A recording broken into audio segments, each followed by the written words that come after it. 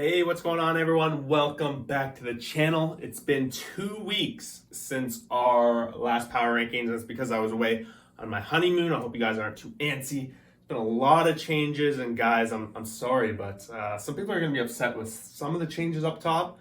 The middle is pretty up in the air. 7 through like 14. Honestly, anyone with their own power rankings probably can interchange any of those. Maybe 6 to 17. Bottom row, again, pretty much teams that are out of it. It's the trade deadline coming up this week. So there's that. And guys, I just want to throw that out there too. If you guys aren't following me along on Twitter, make sure you do that. It'll be below iHeartSports_. And yeah, let's just jump into it. We have 3 weeks worth of games. Normally, for those that watch every week, I kind of go over the last week, how each team did. But with the bottom teams, I'm not going to go too much into detail because a lot happened. But their games don't matter all that much. But for the top teams, I'll try to explain where I'm at. Bottom teams, I'll try to explain some players that are up for trade deadline. But number 30, sticking at the bottom, 5-5 over their last 10. We got the Washington Nationals. They did all right. They put up a fight against Cardinals this weekend. Juan Soto, everyone's looking at him to see if he's going to be the guy on the move at the trade deadline. Where is he going to land?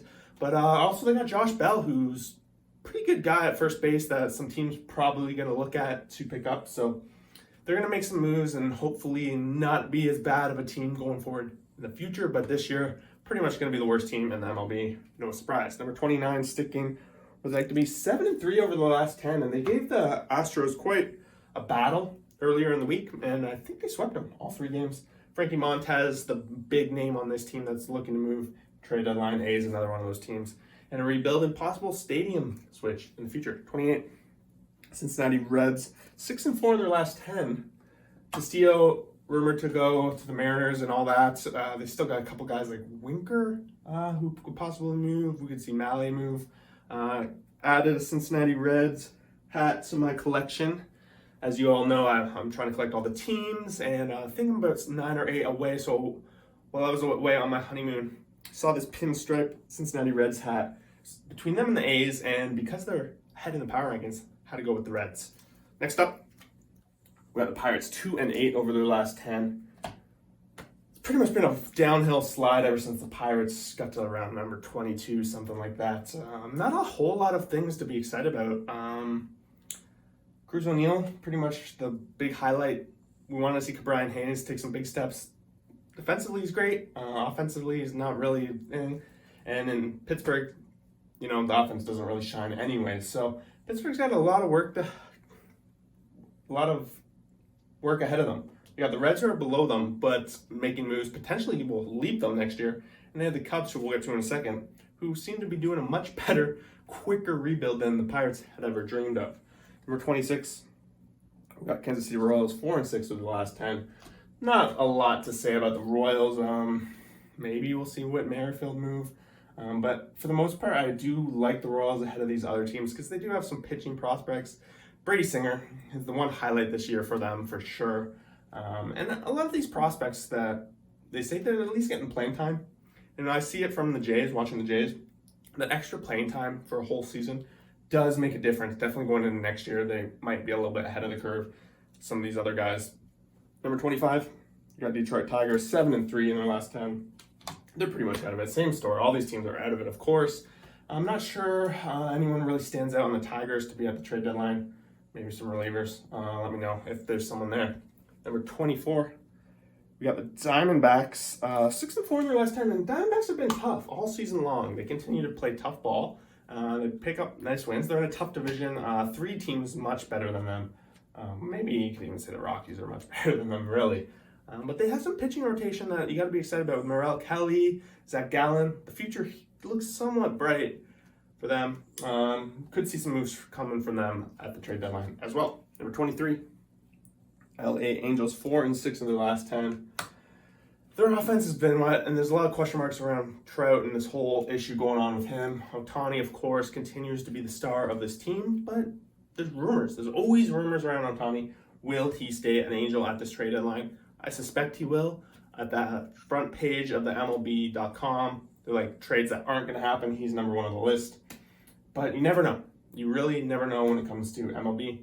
Maybe the return is massive enough, and maybe something will happen like Angels are in trouble with Mike Trout, the whole issue being a big question mark there. Ohtani, is he really going to want to re-sign, considering this team is trademarked as being big expectations that just fall every season and again this season. So we'll see if he's even wants to re-sign there, and maybe this is the best time to start their rebuild and get a big haul. Number 22, we got the Rockies. 3-7 in their last 10, but yeah, I'll be honest, I haven't watched a whole lot of Rockies in this past 3 weeks while on vacation and up until now. I know they played the Dodgers this past weekend. They stole one yesterday and lost the other ones. They do have some rumors there. CJ Cron is expected to stay. No real trades coming out of there. Maybe Bard moving there, but not a whole lot going on that I can tell. Number 21, one of the worst teams in the past 3 weeks, Boston. 3-7 in their last 10, and they've basically fallen out of playoff contention. In theory, they're not. But if you've watched any Boston over the past 3 weeks, I think they set a record in a 5-game span. There were, with run differential over 5 games, they were averaging 10 plus runs against. We've seen Milwaukee this past weekend offensively explode against them. There's a lot of work for them to do, and Rafael Devers, he's not going to move. So what's going to happen in Boston? They're probably going to make a splash in free agents this year. Look for that to happen. Who knows? But they're on their way out of it, definitely with all the teams ahead of them in this playoff race. Don't know what else to say. They gave up 27 runs against the Jays. 20, Texas Rangers, 4-6 in their last 10. They've kind of fallen out of it ever since a month and a half ago, 2 months ago. I said they had a shot at playoffs. They've pretty much fallen out of it. Yesterday was a prime example. They were up by 3 against the Angels, and they gave up 5 in the bottom of the 8th and blew that game. So, future is bright in Texas at the very least. This division potentially wide open in the future. The Astros have been on top for so long, you would think that eventually they'll run out of gas. We'll get to that in a minute, but right now, number 20, I give the Rangers, they're taking some steps forward this year. That's for sure. Number 19, one of the hotter teams, 7-3 in their last 10. We got the Cubs. And I always joked about it last year with one of my buddies that the Cubs won that trade deadline when they traded everyone away. But really, it looks like it really is paying off. They're in rebuild mode, of course, but we're going to see them make some trades again at this trade deadline. Contreras probably going to go. Ian Happ probably going to go, and they're going to get some more prospects in return. We could see them potentially competing for playoff spots next year. Of course, they're not out of it yet, but it's tough. Like they're pretty much out of it, right? But with this division, the Central, one of the most wide open divisions of all of baseball, consistently year after year for the last couple of years, Cubs could see themselves very much in the mix next year, and I put them quite ahead of the Reds and Pirates at this point. 18, Miami Marlins, 4-6 over the last 10. Another one of those teams that over the past 3 weeks hadn't paid a whole lot of attention to. Suspect that they're going to have some players on the move at the trade deadline. I think Lopez, the big name, in contention right now. But yeah, they got some work to cut out for them. They're pretty much solidified in 4th in that division with the Nationals going in full rebuild mode. Marlins are kind of in that sweet spot. Like they can't really tear it all down and rebuild completely. Well, there's 3 teams ahead of them that are much more in better position. So be exciting to see what the Marlins kind of have in store for them over the next couple of years. We could very well see them being the definition. I've said this multiple times on the channel this year. They're the definition of an average baseball team. And that's pretty much what they could continue to be. 17, that's San Francisco Giants. 2-8 over the last 10. Just falling apart slowly but surely. So it's been chip, slowly down the ladder over the past number of weeks. And Giants fans used to laugh at me because I had them too low when I had them at like 10, but now they're at 17, and there's not a whole lot of future ahead of them. Mind you, 3.5, 4 games out of a playoff spot. We're in a conversation now where teams ahead of here, they're all in contention with the extra wild card this year. We've got 3 wild card teams, 12 teams making the playoffs, right? So 6 from each side. A lot of open space, a lot of runway. We still have 2 months to go. Any team can get hot, especially these Giants. We could see them run up the table. We could see them getting an 11-12 by the end of the year. But they need some work, and who knows, they could surprise at the trade deadline here. 16, Chicago White Sox. 6-4 in their last 10. They're in that Central Division of the American League that is completely wide open. We're going to talk about those next couple teams over the next bit. White Sox came into the season high expectations to win the division. Injuries put them pretty far behind the 8 ball, but division's wide open. I think they're 3.5, 4 games out, 2 months to play, and they're going to have a lot of division matchups where they can make up that ground more quickly than a team like San Francisco. White Sox, don't count them out. I would honestly consider them the favorite in my books to actually come back in this division. Mind you, they do need the pitching. The pitching has been a little questionable. Lance Lynn has not performed the way he has last season. Liam Hendricks, the bullpen, not quite exactly what they want it to be, but again, they're in the hunt. That's all they want. 15. Cleveland Guardians, 5-5 in the last 10. Same kind of story as the White Sox. They're in it. They're 1.5 games back of Minnesota. Who would have thunk that was possible with Minnesota having pretty much a commanding lead? They had 600 for a couple months in the season, but with this division wide open, anything can happen and anyone can win. Number 14, Tampa Bay Rays, 3-7 in their last 10. They lost a series to the surging Orioles, and we see them fall to 4th in the American League East in the power rankings, not in the overall standings. I understand they're in a wild card spot right now, but they're struggling, and they're struggling to stay afloat. And there's other teams, like these teams necessarily are fighting for their division, but they're also in the wild card hunt. This is a very tight race. You're going to see 16 to like wherever I go, and then all these teams are very much in the playoff race. All it takes is a team to be hot. And I've said this all the time. This is a prime example. Number 13, right, the Baltimore Orioles, a team that a month and a half ago I had just like completely discounted as any shot. And then they went on that huge winning streak. They played great baseball. They beat teams along the way like the White Sox. They beat Tampa Bay. They beat all these other teams. And they leapfrogged their way up. And now they're a 500 baseball club, which 2 months ago we would have never thought would be possible. And now they're on the borderline of a playoff team. 5-5 in their last 10. They came off a big win of Tampa Bay earlier in the week, and they did not win the series against the Cincinnati Reds, which kind of hurts, but you got to expect that Orioles were riding high after such a long streak. They were due for a little bit of a letdown series. It's going to be big important how they bounce back these next 2 weeks, whether they're going to maintain this spot or they're going to fall back to where they were before. Number 12, the St. Louis Cardinals, 6-4 in their last 10.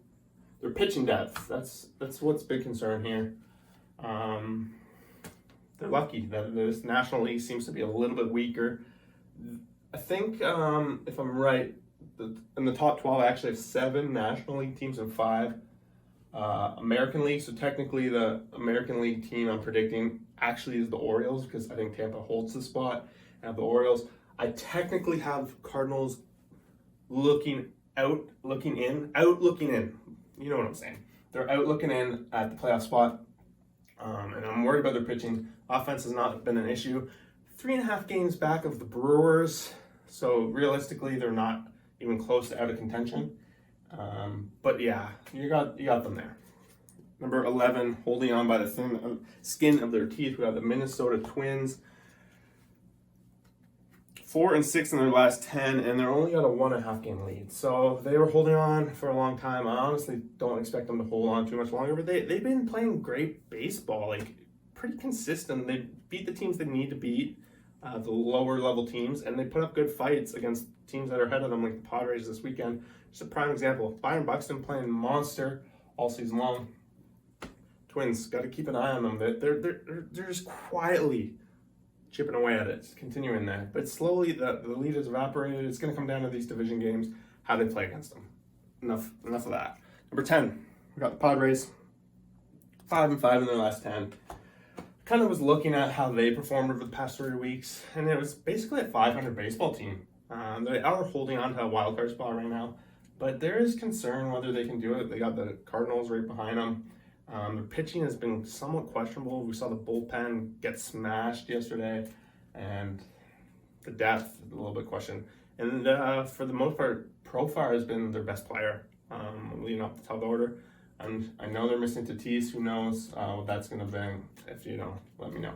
Number 9, Phillies. 6-4 in their last 10. They've won 5 in a row, and they've been doing all this without Bryce Harper staying in the hunt. And we suspect he'll be back soon. He's their best player, right? So they can only go up from here. They're pretty much finally performing to expectations.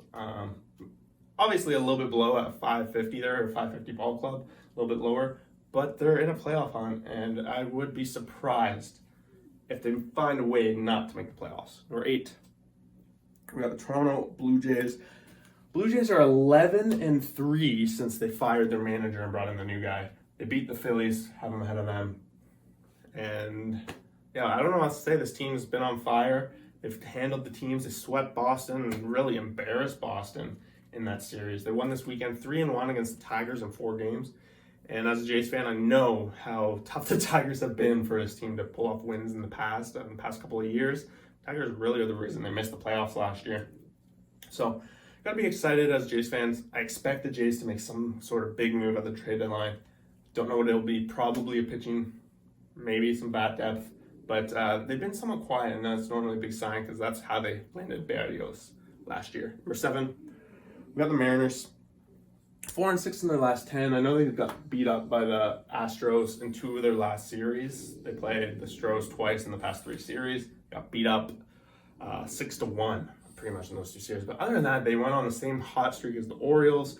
They have a little bit more depth and pitching than I think the Orioles do. And they're bringing up Kelenic again, so maybe he's finally going to round that corner. Just a little bit more excited about the prospect of the Mariners. I had them ahead of the Jays because they beat the Jays both series this year, and I think they swept them in the last one a couple weeks ago. But realistically, when you're looking at these 12-7, you can interchange any of them.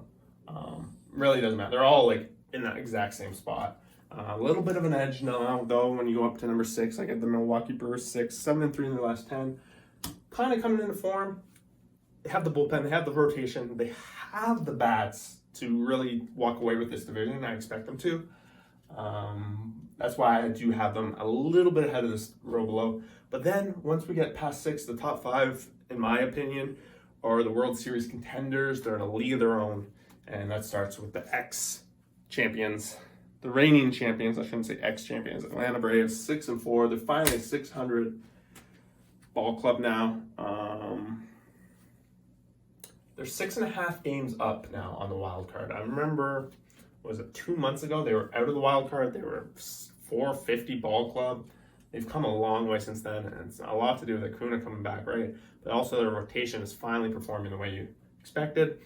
A little bit of a hangover they had with the World Series, but they're more than capable of repeating right now. Number 4, this is going to be probably very controversial with some of you guys, but I didn't really have any other way around it.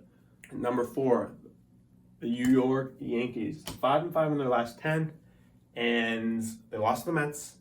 They lost to the Stros.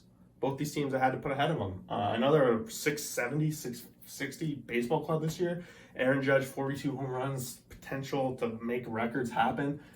Had the most home runs of any Yankee before August 1st ever, and that includes Babe Ruth in 1928 or whatever year it was. But Yankees, when they seem to be up against top-level pitching, they just can't seem to get it done.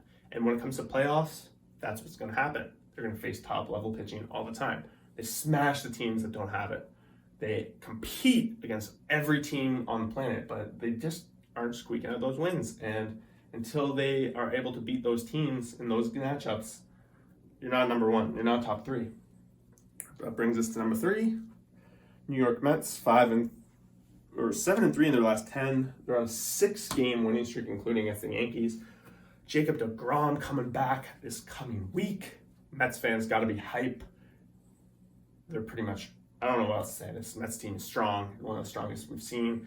We expected this last year, of course. It was a big dud last year, but they got Scherzer, they got deGrom, they got Carrasco, they got Bassett. Their rotation is deep, their bullpen is strong, and their bats are getting it done. Look for them to be a top contender. Number 2, got the Houston Astros, 6-4 in their last 10. They struggled with the A's early in the week. They got swept. I'm not holding that one series against them. They handled the Mariners, who were their number 1 competition in the division, so they're pretty much on easy street now for the division. The only game they lost over the weekend to the Mariners was a late ninth inning collapse. Other than that, they've been pretty strong, and I consider them the top team in the American League. That leaves us with number one, back on top, 7-3 of their last 10. The Dodgers have not lost a series since June. They've been on fire. They're top team in terms of rotation, bats, bullpen, division. Got to hand it to the Dodgers. They've worked their tails off. I've held them off the top spot for a long time this year, but I couldn't do it anymore. Freddie Freeman is being everything that this Dodgers team had hoped for, and they're just like an all-star team all around. Expect them to be World Series favorites right now. There you guys have it.